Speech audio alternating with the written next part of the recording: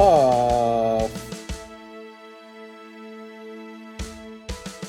Why, Puffy?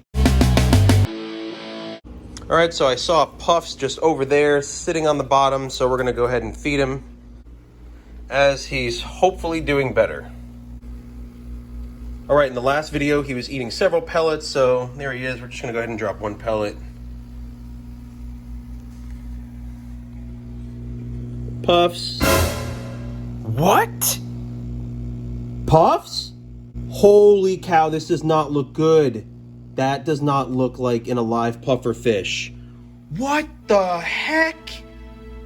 In this last video, everything was just fine. He was eating everything. He was eating pellets galore, he's swimming around. This was only yesterday. Oh my goodness. No. Come on, Puff. All right, so I'm gonna use these hemostat forceps just to see, dude, my energy down completely. Oh man, this doesn't look promising, so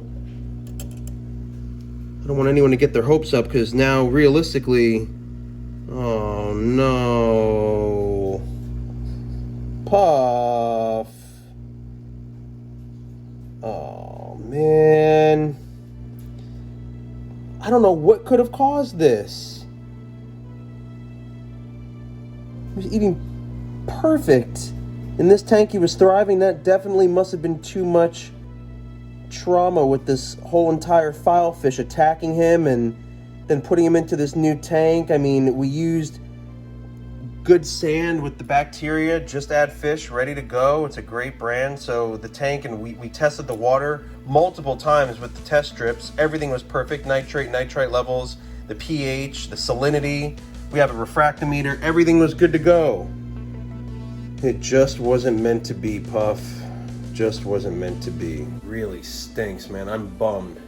Not happy to come home to work like this. Well, my son's not home yet, so when he comes home, yeah, he's gonna be pretty upset too. Well, this means one thing is that when the beaches reopen up after coronavirus, we will be back out there to catch hopefully a little bit hardier of a puffer fish, just a little bit bigger. This one was the tiniest thing I've ever seen. I mean, even the flakes of food, I mean, the little pellets, the sinking pellets, they weren't even too big to choke it or anything like that either. So I don't know what could have happened here. I really don't. I really wish I knew.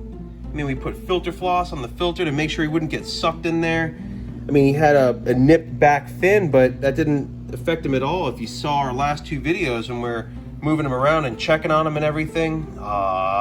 It's unfortunately just one of those things when you have fish and animals. Sometimes things just don't make it. During all this corona pandemic, I did lose something. We gained a fish named Corona, but also lost a puffer fish in the midst. Yes, I still blame you.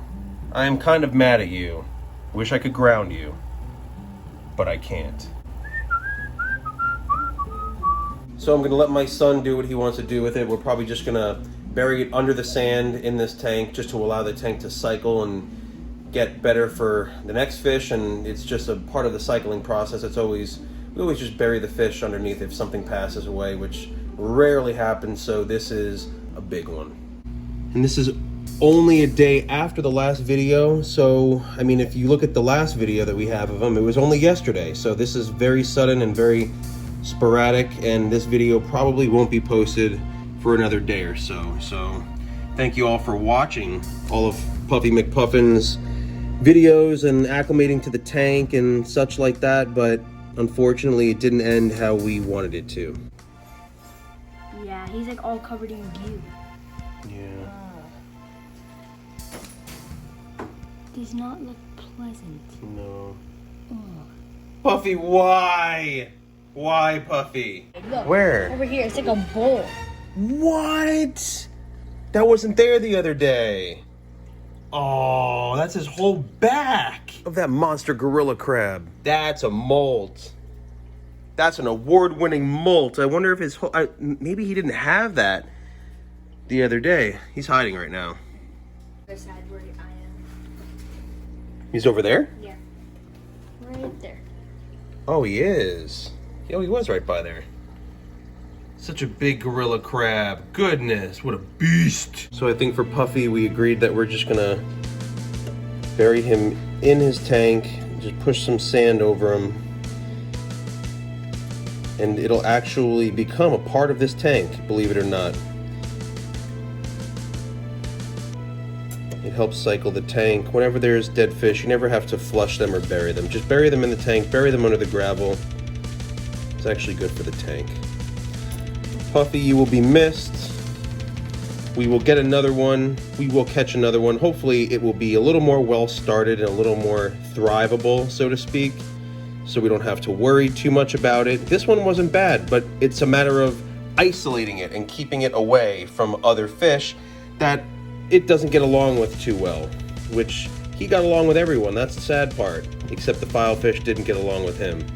Thank you so much for watching this sad and somewhat depressing adventure, but make sure to like this video in sake of Puffy. Rest in peace, Puffy McPuffins. And as always, stay adventurous, stay safe out there. A1A Adventures. So ladies and gentlemen, Puffy McPuffins. Rest in peace, pal.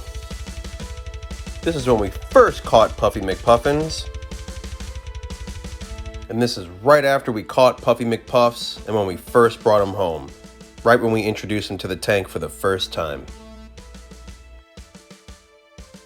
Within 2 weeks of having him, Puffy developing his pattern as a bandtail puffer. Yeah, look, Where? on his stomach. Here's a design. And this one always remains calm. Never wants to disturb anyone, just chills, waits till everything falls to the ground. Like the good little puffer that it is. Very chill little puff.